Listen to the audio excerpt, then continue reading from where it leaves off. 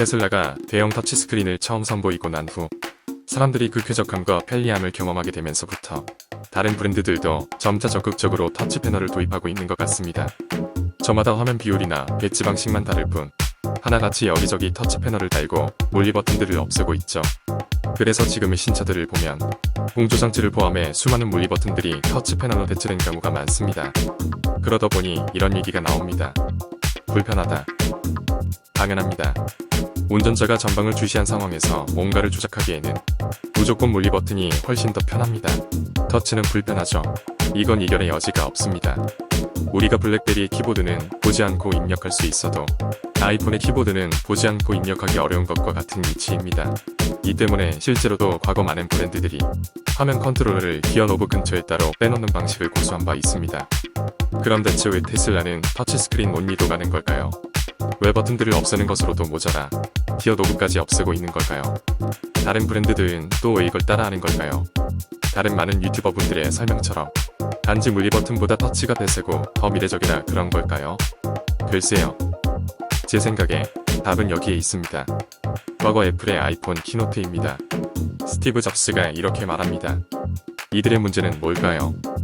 이 플라스틱 키보드는 필요와 관계없이 항상 공간을 차지하고 있습니다.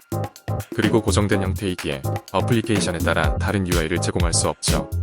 제품 출시 후 획기적인 아이디어가 떠올라도 버튼을 추가할 수 없습니다. 그래서 우린 이 플라스틱 키보드를 사용하지 않을 겁니다. 다시 테슬라로 돌아와보죠. 테슬라는 OTA가 됩니다. 차량 인도 이후에도 수시로 소프트웨어 업그레이드가 되고 UI도 업그레이드 됩니다. 아이폰처럼 물리 버튼을 없앨수록 UX 자유도가 올라가는 것이죠. 앞서 언급한 공조장치를 예로 들어보겠습니다. 지금의 테슬라는 이러한 방식으로 공조를 조작하지만 나중엔 훨씬 더 획기적인 UI 아이디어가 떠오를 수도 있습니다. 음성인식을 결합해 새로운 형태의 UX로 발전시킬 수도 있고 AI를 결합해 수동 조작보다 훨씬 더 쾌적한 공조를 제공할 수도 있습니다. 그럼 테슬라는 그때 가서 개발된 기능을 전세계 차량에 바로 적용하면 됩니다.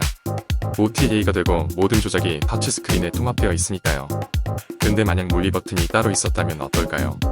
애초에 UI를 바꾸는 것부터가 제한적일 수밖에 없을 겁니다. 자율주행같이 기술 발전이 빠른 기능의 UI일수록 그 제한은 크리티컬할 거고 그럴수록 더더욱 물리 버튼으로 UI를 고정해두면 안 되겠죠. 이렇기 때문에 테슬라는 터치스크린 온리 방향이 맞는 거고 물리 버튼을 아예 없애나가는 전략이 맞는 겁니다. 다소간의 불편은 있더라도 전체적인 편익이 압도적으로 크니까요. 근데 현대차를 보세요. 다른 메이커도 마찬가지입니다. OTA가 안 됩니다. 그러더라도 제한적이고 사실상 큰 효용이 없죠. 새로 개발된 기능을 실시간으로 적용할 수도 없고 그저 작동 방식만 테슬라와 같은 터치 시스템일 뿐 구매자는 차를 팔 때까지 쭉 같은 UI만 사용하게 됩니다. 사실상 조작부가 굳이 터치일 필요가 없는 거죠. 물리 버튼이어도 관계없고 심지어 그게 더 좋고 더 편합니다. 결국은 OTA가 적용된 차량이 아닌 이상 굳이 주행시 사용하는 조작부를 터치로 만들 이유가 전혀 없는 겁니다. 근데 왜 다들 터치로 따라가는 걸까요? 부품 내구성을 고려한 제조사의 니즈일까요? 글쎄요. 아무리 봐도 큼지막한 터치스크린이 이 차에 기여하는 부분은 판매 가격 인상 외에는 딱히 없는 것 같습니다. 아시다시피 이 큰 화면으로 할 게 없거든요. 테슬라는 여기서 유튜브, 넷플릭스를 보고 애플 뮤직, 스포티파이를 통해 음악도 듣고 고사양의 게임도 하다 보니 당연히 화면이 커야 하고 또 클수록 좋은 거지만 현대차는 여기에 담을 컨텐츠도 볼 컨텐츠도 딱히 없습니다. 어쩌면 현대차는 큰 스크린이 필요해서가 아니라 유행이어서 놔두고 뒤늦게 부랴부랴 채울 내용들을 개발하는 모습입니다. 물론 원래 자동차 제조업의 BM 자체가 애초에 본질적 혁신 없이 껍데기인 외장 디자인과 인테리어 디자인만 바꿔가며 새 차를 출시하고 기존 모델을 구형으로 만들어 신차 구매를 유도하는 어쩔 수 없는 전략이지만 아무리 그래도 기능 면에서의 기여도가 너무 없는 것 같아 아쉽습니다.